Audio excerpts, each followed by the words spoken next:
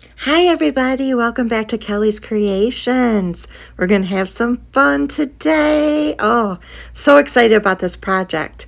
So for this project, you will need 2 different styles of the Dollar Tree doll houses. Now, I used the little components that came with that dollhouse for another project, but this dollhouse has all the little bells and whistles with it. It's so cute. It comes with a house and a couch and a TV, a table, 2 people, all the little embellishments that you would need for your dollhouse. And hold on to those because we will be using them. Now, this is a different kind of mini because this is going to be a haunted house for Halloween. And we are decorating the inside, but not necessarily doing our normal minis here. What was so neat, I never knew this about the Dollar Tree dollhouses, is if you buy more than one, they actually clip together to form a cohesive house that closes. Now, if these two were the same, when it closed, it would be a dollhouse that you could open and close. How neat is that? I never knew that about the Dollar Tree dollhouses. So that's a cute little fact. I wanted 2 different houses because I wanted the design of the front to be different, not like it was 2 houses put together. What I also didn't know about these dollhouses is that you could take the roofs off. Did not know that. So that was interesting as well. So see, when you put these 2 houses together, the bottom is different from the top. And I think that makes this a little bit more unique. Now, the slats that were holding the roof on, we needed to get rid of those so that it would lay flush. So I just used my handsaw and a lot of muscle and sawed those off. I came in with scissors and I removed those 2 little, I guess you would call them clasps on the side where you could attach 2 of the houses together because I didn't want those sticking out. So once I had everything cut off that I needed cut off, and those are on both sides, so don't forget to do the other side as well. Now I'm going to attach these 2 pieces together. I'm starting with super glue, and then I'm going to come in with hot glue, and I'm just going to hold them together with clips I actually got from the Dollar Tree as well. So I just go around with my super glue, and then I come in with hot glue in between the super glue to give it a hold right now. The super glue will hold it together permanently, but this will give me the hold I need right now. Then I just turn it around and I grab 2 of my clips and I clip it together, and I actually keep it clipped together while I'm working. I absolutely love putting these 2 pieces together and the look you get. So see right here, you're going to see me clipping those together. That's just to hold it down. Now I knew I did not want all of the windows in, so I popped a couple windows off in the front, and those pop out. It doesn't look like it, but they actually popped out pretty easy. And then I did pop out another window on the side. Now, I don't remember, I did take the door off too of the top because I didn't want that looking like a door. I wanted it to look more like a window up top. So, one of my subscribers had told me when I was doing projects with these houses before and having a hard time painting them to give it a coat of Mod Podge first. So, that's what I did. You guys are, oh my gosh, I love y'all so much because you guys always thank me for what you've learned from me, but I learned just as much from you, your comments, your suggestions. Thank you so much. So this worked so well. Oh my gosh. I just gave the whole house a coat of Mod Podge, let it dry, then I came in with my black paint. Now, if I would have had black spray paint, this would have probably been a lot easier, but I didn't. So I'm actually going to hand paint this house. And now I'm going to give the whole house, every window, everything, a coat of the black paint. This is Apple Barrel and Black acrylic paint.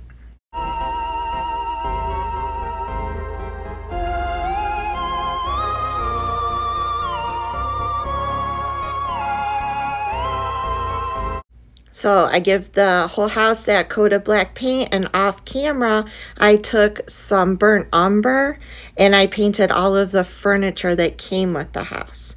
So here is what it looks like after it is dried. It has that spooky feel already, doesn't it? Oh my goodness. So cute. And then with the burnt umber, I did the same thing. I did Mod Podge and then I put burnt umber on that furniture.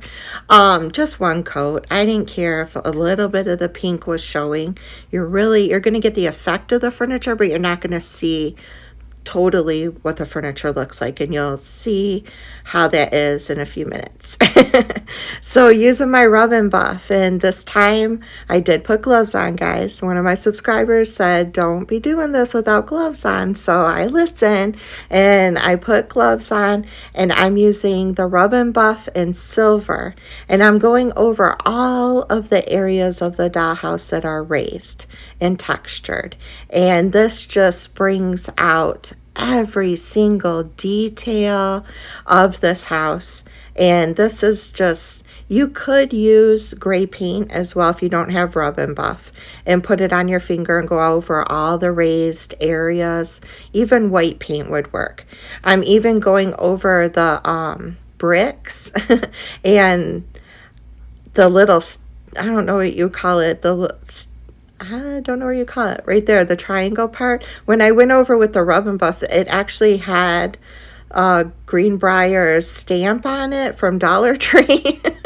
That's a silly place to put that, Dollar Tree, just letting you know. So I did go over that part with black because I didn't want my house to say that. So yeah, watch out for that. But for the most part, this is amazing. I went over the roof and everything. Then I took my gold rub and buff and I just dabbed.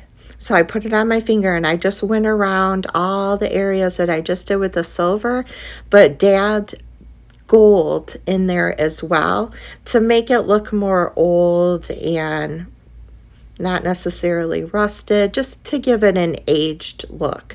And I love adding it to the roof, to the bricks, everything, just to make it look a little bit more creepy and a little older.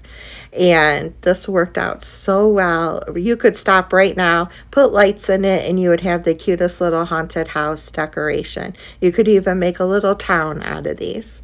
But we're going to take it one step further. I'm going to show you up close. Look at, I love the silver and the gold together. I think they work well together to make this look like an old haunted house. So, how are you liking this so far? Is this something that you would do? Is this something you would put in your decor? Leave me a comment below what you're thinking of it so far. So to make this even more creepy and spooky, I took some craft sticks, the small skinny craft sticks, and I took one of my furniture markers because it just makes life easy instead of staining it. I used the furniture marker to go over the craft stick, and I'm going to cut it down and angle it and glue it down to where the door was on the top house. Like I said, I'm trying to make that door look more like a window, not necessarily a door, because we have the door at the bottom. So I'm going to just make it look creepy, and I'm going to put these wooden pieces like the glass is broken out of the window. All I do is cut them down. I do cut them on an angle at the end. I think that looks better. And I also angle them as I glue them down.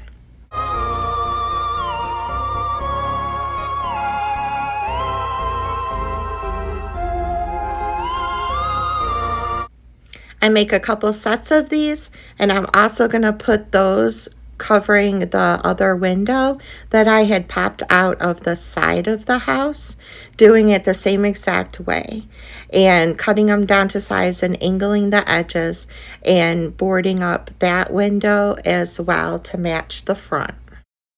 On the side window, I thought it would be nice to have shutters, but the craft stick was just too wide. So I cut it down to size and I put it in my miter tool going long ways so that I could split that wood in half and make two skinnier pieces so that I could put those together and make shutters on both sides of that window.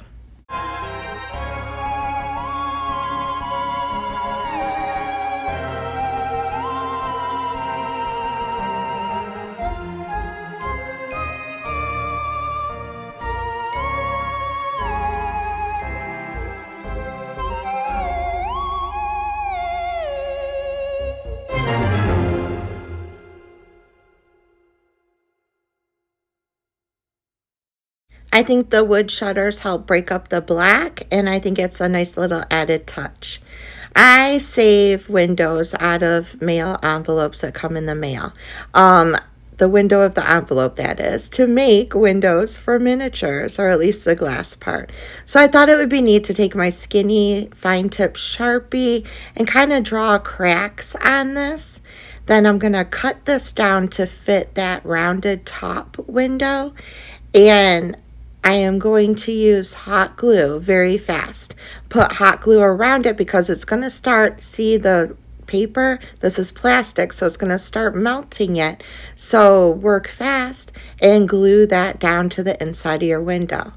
The glue against that paper gave it that crinkly, broken look along with those lines. Look at that. I think that's perfect for that window. It kind of makes it look like a shattered window. Now, the furniture. Like I said, we wanted it to look like there was an abandoned, like, house, abandoned haunted house. So I wanted the furniture to have cobwebs on it, and I just took a cotton ball and ripped pieces and kind of stretched them out, and then just used crafts glue, or you can use Elmer's glue, and glued the cotton ball down to the furniture. And I'm going to be placing strategically the furniture in front of the windows. I want this to look, when you look through the window, that you can see these pieces of furniture. Those little wood squares that you can get from Dollar Tree are perfect, and they fit perfectly underneath the furniture to give it height. It also gives you an area to glue it down. So those blocks are amazing. If the block is too big, you can just cut it in half. Like I said, it's giving the illusion of an abandoned house. So I'm going to keep doing this with all of the furniture and put cobwebs on them and put the blocks underneath them and place them where they can somewhat of a hint be seen when you look through the windows of the haunted house.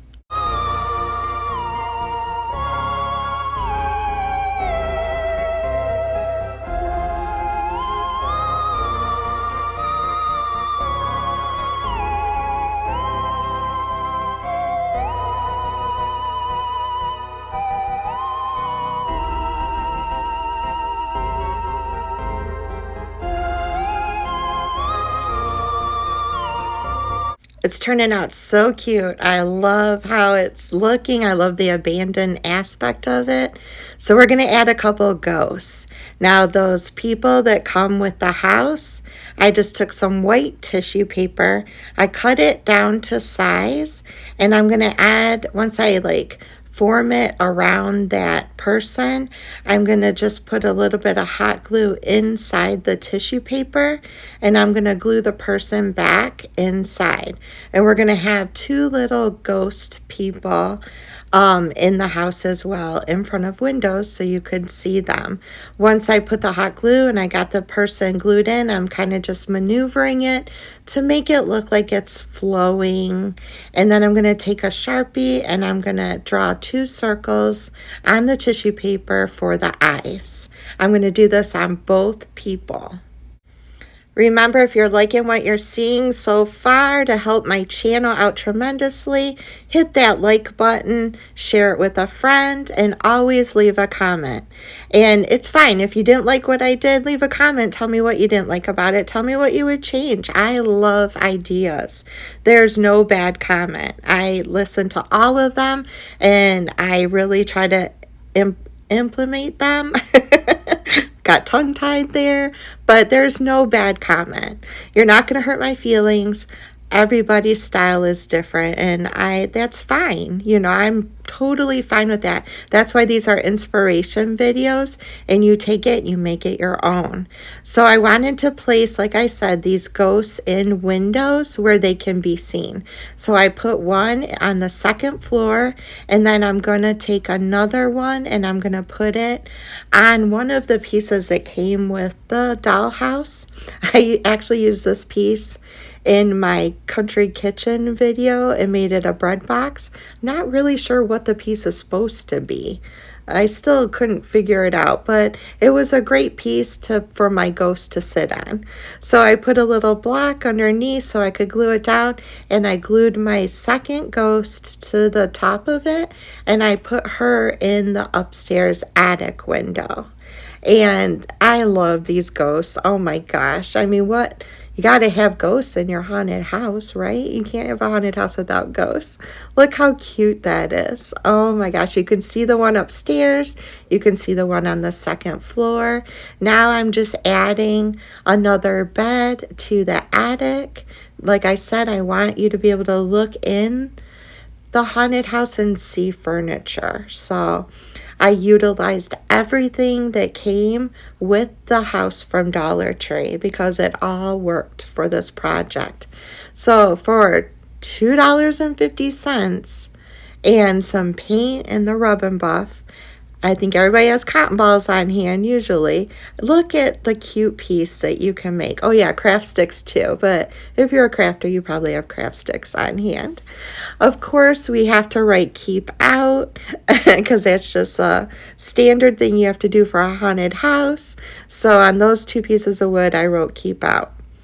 I had some green light, battery operated lights left over from Christmas, and I used poster board, the thicker poster board, and just cut it down to size. So what I'm going to do is I'm going to glue down the poster board now to the back of the house. At first I was going to put the lights in, and I was going to cut out a spot for the cord to come out and then glue the battery pack outside. But then I had a different idea, so I ran with my second idea, which was to glue this poster board down first and pop the lights through it. So tell me what you would have preferred to do. I think either way would work perfectly fine. I do clean up the edges of the poster board with some black paint so that it all blends in with the house. But these lights, I can poke through, and I can actually put the lights on each floor without having to run cords along the different levels. I just thought this would be easier. So that's what I'm doing right now. I'm taking each light, I'm making sure that I'm on each floor. I want all the floors to light up. And all you have to do is just poke those lights right through. Believe it or not, I think I've said in a couple of videos, I keep meaning to go buy black duct tape, and I keep forgetting. So unfortunately, to tape down my cords, I'm back to using my brown tape. Eventually I will remember, but if you have black duct tape, you can tape these cords down and it will be hidden with the black of the cardboard. And mine also, my poster board was used for another project. That's why it has a little bit of white paint on it. Your poster board will be beautifully black. Use black duct tape. Voila, perfect. And then you can also glue down the cords, and as always I use Velcro to glue down the battery pack. I do that, and this is for my new subscribers or people who haven't seen other videos. I always put the battery pack on Velcro in case I want to change this up, or in case I don't want this project anymore, but I want the lights. That way the battery pack pops right off, it wasn't hot glued down, and I can use it for future projects. Now I know that brown tape looks awful. Oh, I gotta go get me some duct tape. But right now you're just gonna see me Velcro my battery pack down.